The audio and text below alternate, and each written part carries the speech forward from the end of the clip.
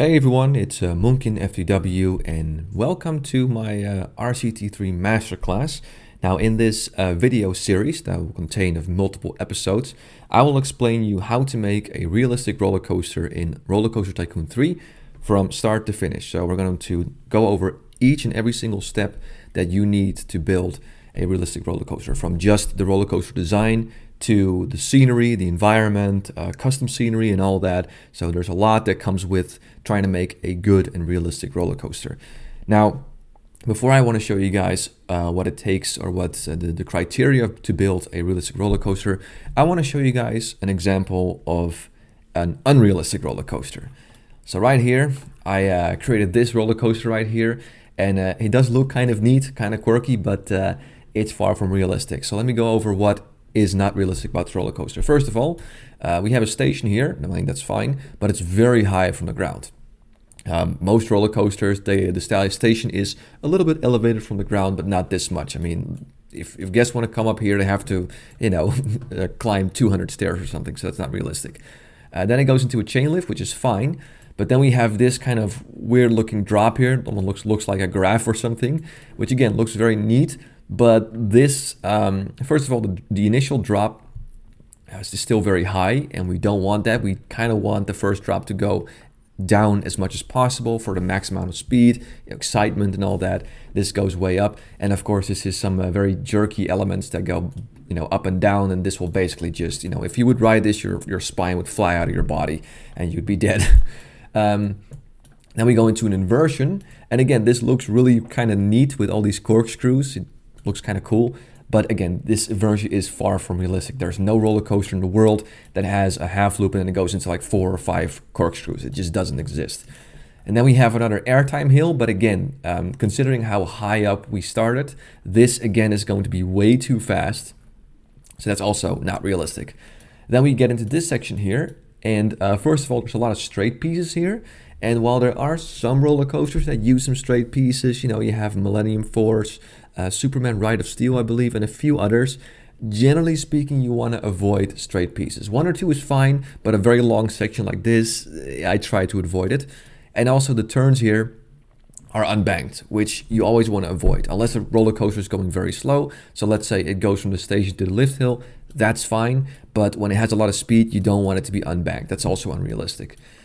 Now, next we have a bunch of these helixes, and I think pretty much everyone that played Roller Coaster Tycoon has made this at some point, and it does look really cool. But again, there's no roller coaster that has like 10, 15, whatever, 8 helixes in a row.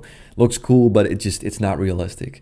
And then we end up with some more like weird, janky straight pieces, and then back into the station. So if I would let this roller coaster run, it would probably get like crazy stats like ultra extreme in terms of intensity and nausea. So we don't want this. We want to avoid this. So we're going to delete this, and let's go ahead and start building a realistic roller coaster. Now, the first 3 episodes will be focused on just the roller coaster, just the layout.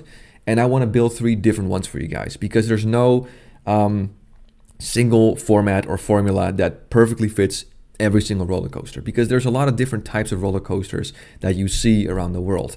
You have roller coasters start off with a launch, roller coasters start off with a chain lift, roller coasters that have inversions, roller coasters that don't have inversions, you name it. So I just want to give you guys 3 examples.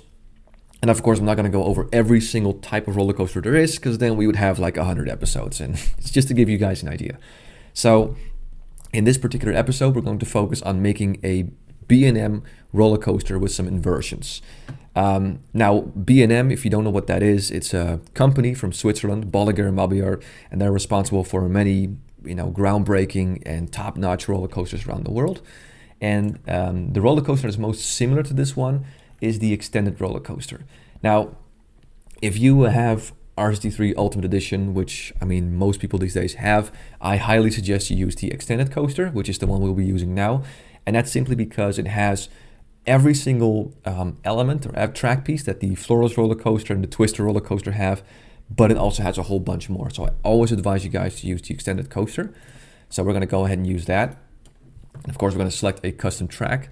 And I'm going to change the train type, because I'm not a huge fan of this train type. I usually go with either a floorless or the twister coaster car. You can even go for a stand-up, even though that, barely ever, that's not really a thing anymore these days. So let's go with just a floorless train. Okay, so we have a ton of space here, and I'm gonna make not a too complicated design. I don't want to make this too complicated for you guys. And yeah, let's get started.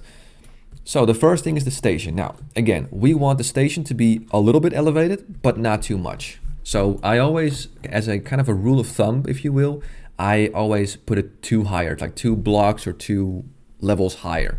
So it's not too high, not too low. And again, if we would make a roller coaster like this with a very long station, we would have tons of trains. And if it's a very popular roller coaster and if we had money, this would generate a ton of money.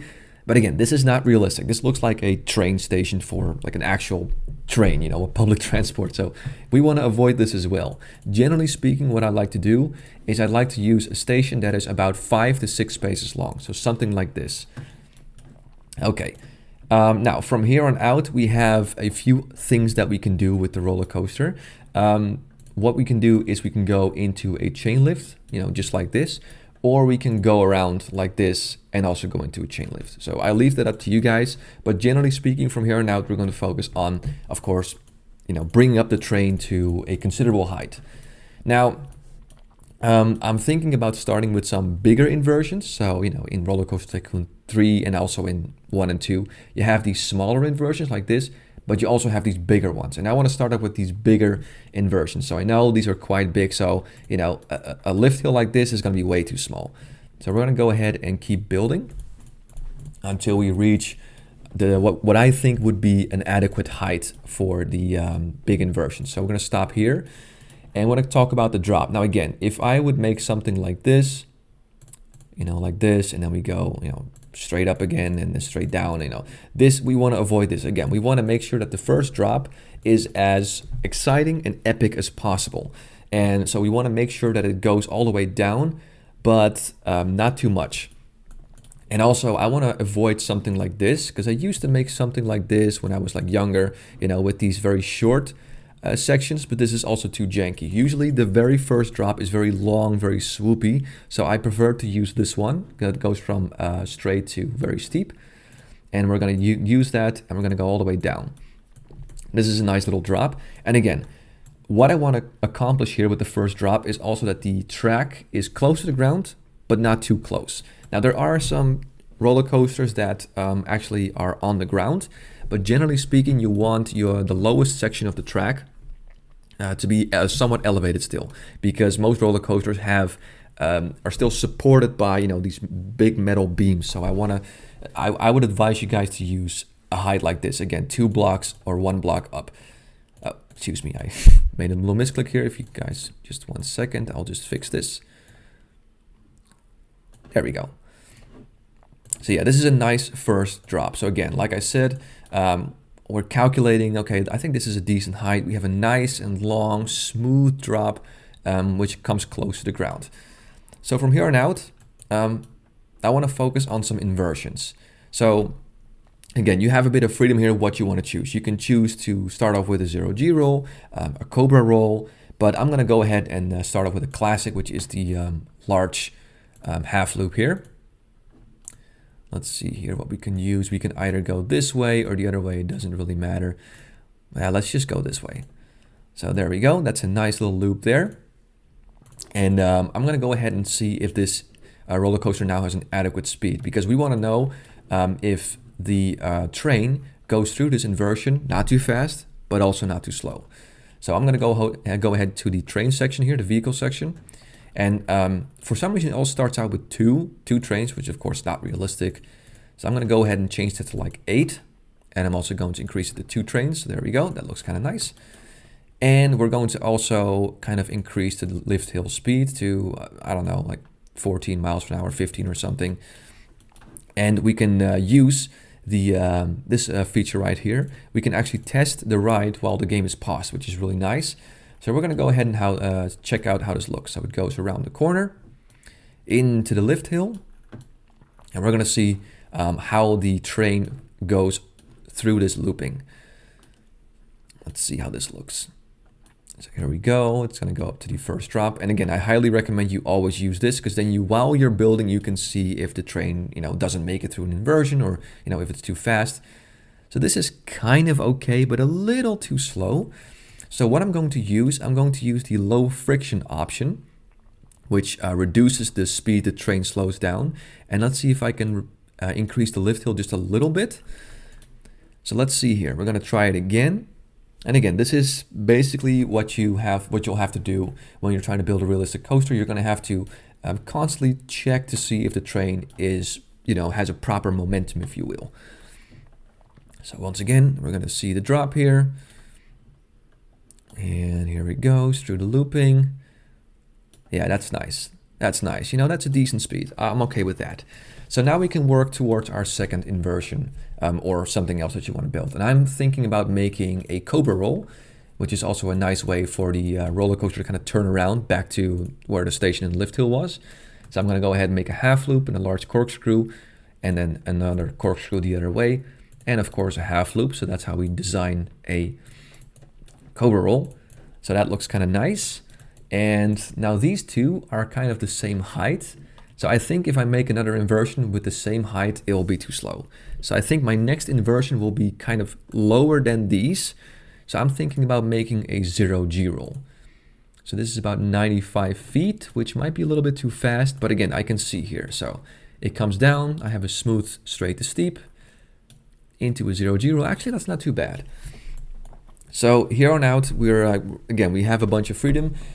But let's just go over real quick what we did. We made a station that is close to the ground, not too long. We have a lift hill, and the first drop is nice and smooth all the way to the ground, but not completely. We leave some space for supports. We have a few major or big inversions, if you will, and we made sure that the train travels through those inversions not too fast, but also not too slow. And usually what happens with a classic B&M looping coaster, or just a coaster with inversions, is that after a few inversions, it goes either into a mid-course brake run where the train kind of slows down, or it starts with some lower or smaller inversions. So I have 3 right here. I think this looks pretty good. And I will go ahead and try to make my way to a mid-course brake run. So again, there's many ways you can do this. You can either create another airtime hill, something like this or something like that, and then you add some brakes to slow down the train. But I'm actually going to use something that is exclusive to RCT3, which is these large overbanked turns, which look really nice. And actually this one is a little bit too big. I'm going to try ahead and go with the smaller one. So like this. And let's see. I'm going to go ahead and make a kind of a gentle turn here. And then I want the train to go into a mid-course brake run. So I'm going to go ahead and slow it down. And again, I'm going to check to see if this is not too fast or too slow. Let's see right here. So it comes through the cobra roll, into the 0G roll. That's nice. Into the small overbank turn. That is okay. Comes down here and it's okay. Nice. So we add a few more brake sections here. Here's a second train for me to check. So it comes down. Yeah, that slows down pretty nicely. And from here on out, we can focus on the second section of the track, where, like I said, we can use some smaller inversions. Now here, again, you have a lot of freedom. You can do a lot of things that you want to do, but just make sure it, again, follows kind of a basic set of rules. So again, we want to avoid something like, these janky turns that I made here. We want to avoid that. We want to have some nice smooth turns that are banked, of course, like I explained before. And I want the inversions to kind of be a bit lower than this, so the train moves through them. Again, not too fast, but not too slow. So I'm actually thinking about using something that is, again, exclusive to RCT3, which is the incline loop that I really like. So I'm actually going to make a 180-degree turn. And again, I'm using these banked turns. Oh, by the way, I'm kind of skipping ahead here, sorry. So another cool feature about the extended coaster is that it allows you to make turns that start straight, if you will, and that go into banked. So normally what you have to do is you have to start off with a banked section and then you can make banked turns. But in RCT3, what you can do is you start off with a straight piece, then you select a turn, whichever you want, Oh, excuse me, it's the other way around. And then you can make them banked. So it's a very nice and smooth transition from non-banked to bank. And I highly suggest you use this. So again, we have a nice little drop here, a turn drop, if you will. And it very nicely fits with what I want. I want the track to be close to the ground, but not too close. And we're gonna see if this tilt incline loop, oh, that's very nice, look at that. So it's kind of lower than the brake section, but not too much. And that's a nice speed through there, that's very nice. So from here on out, I'm gonna try and add maybe one or two more smaller inversions, maybe a few quick turns. But from here on out, I also want to start thinking how I'm going to make my way back to the station. Because, okay, so let's say if I, just very quickly, if I want to make a bank turn here, right, and I go into a corkscrew or something here. I mean, this looks kind of cool, of course, but I'm now very far away from the station. So I kind of want to start thinking about, okay, I want a few turns and a few inversions, but how am I going to make my way kind of back to the station? So I'm thinking about maybe adding a corkscrew or something. Let me see. So I'm thinking about maybe adding, yeah, something like this. So a few quick turns, and I could go to the station right now. So if I would go like this, just real quick again, and I would go like this, you know, that's possible, but I think it's too short of a segment after the brake run. So I want to extend this a little bit. So what I'm planning on doing is actually making a corkscrew now. There we go. So we have a nice little quick turn here, two quick turns into a corkscrew. And again, it's kind of following the same pattern, meaning we have the brake run, then the loop that's a little bit lower, and then the corkscrew that's a little bit lower. So now I also know, okay, this corkscrew is not going to be too fast and also not too slow. Okay, so let's see, how do I make my way back to the station? So what I can do here, so I do kind of want to use a helix as well. That looks kind of cool, actually. One helix, again, we're not going to make 4 or 5 like this because that's not realistic. So if, you know, again, I want to avoid something like this. Generally speaking, if you add a helix, just add one of these like 360-degree turns. Now I'm going to actually think about how I'm going to make my way back here. So I kind of like this. And maybe I can actually make a very long turn, if you will, all the way back to the station. So if I can kind of make this, that would be really cool. So does this fit? Yes, actually that's very nice. So let's see how the train goes. So we made this helix here. It goes down into a final turn under the corkscrew. I think that looks really cool. And then into what I can make as a brake run. That is actually really nice. So let's see if these brakes slow down the train. 1, 2, 3. And then a few final brakes. Nice. So let me just, for now I'm going to place this rear.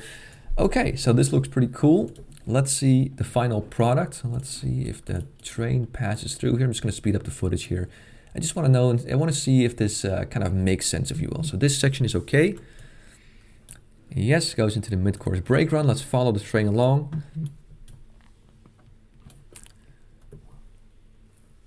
All right, that looks nice. And then into the corkscrew. Yes, that's very nice. Into our helix. A very nice fast corner here. Into some final, there we go, into a brake run. Yeah, that's actually not too bad. It could be a little bit better, but again, I don't want to make this too complicated. So that's actually not too bad at all. So this is kind of an example of a realistic B&M looping coaster. So let's go over real quick the things that I've made and the things that I've taken into consideration. First of all, the station, once again, not too close from the ground, a little bit elevated from the ground, not too long also, generally room for about 2 trains. Could be even shorter if you want. Then we have our lift hill. Then we have our first drop that is very smooth and it goes close to the ground. Then we have a few major inversions. We have a half loop, a cobra roll, and a 0G roll. And then we make our way into the mid-course brake run. So we have a nice overbank turn here, and it very smoothly goes into this mid-course brake run. Then we have another drop, which is banked, because again, we want to avoid unbanked turns, into a tilt incline loop, just, you know, an inversion. And that inversion kind of matches the speed of the train when it goes through the mid-course brake run. Then we have again a few quick turns, all banked, because we want to avoid unbanked turns. Then we have another inversion, which is a corkscrew, so that's kind of cool, into a helix. And again, I make sure that the helix is not 4 or 5 helixes or something like that. And then finally, we kind of smoothly and gently make our way, well, maybe not gently, but we kind of smoothly make our way back to the station into a final brake run, because most roller coasters, I think pretty much any roller coaster, before they hit the station, they have a few brakes to slow down the train. So yeah, this is pretty much what it takes to build a realistic B&M looping coaster. And for funs and giggles, actually let's check out the POV here to see how it looks. I know the coaster still looks black and there's no scenery, but again, right now these first episodes we're just focusing on the layout and the design of the roller coaster, just so you guys get an idea of what it takes to build a realistic roller coaster and what you have to keep in mind while building one. So let's go ahead and ride this roller coaster. So let's go to the next train here. Okay, here we go. Let's see if it looks, because, you know, at the end of the day, the most important thing is that you check out the POV and see if it feels realistic to you. So let's see how this looks. I think the Cobra roll is going to be a little bit slow, but generally speaking, I think it's going to be a nice run. So here we go, first drop into a nice big looping here, into a Cobra roll. Yeah, it's a little slow, but still not too bad. You know, this is okay. This is kind of within the rules.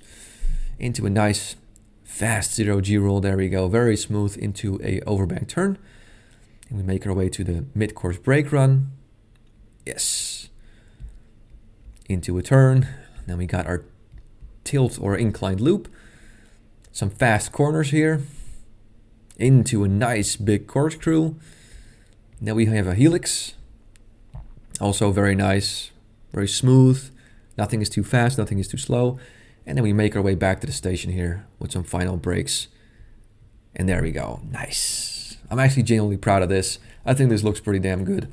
So yeah, there you go, guys. This is episode 1 of building a realistic roller coaster. And in the next episode, we're going to focus on making an Intamin accelerator or an Intamin launch coaster, which is a completely different type of roller coaster than this.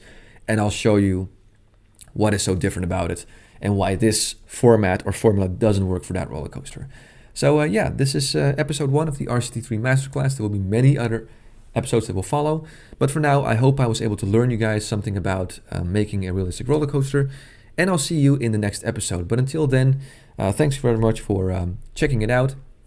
Hope you guys like this. Hope this is helpful. And yeah, I'll see you in the next video. Take care.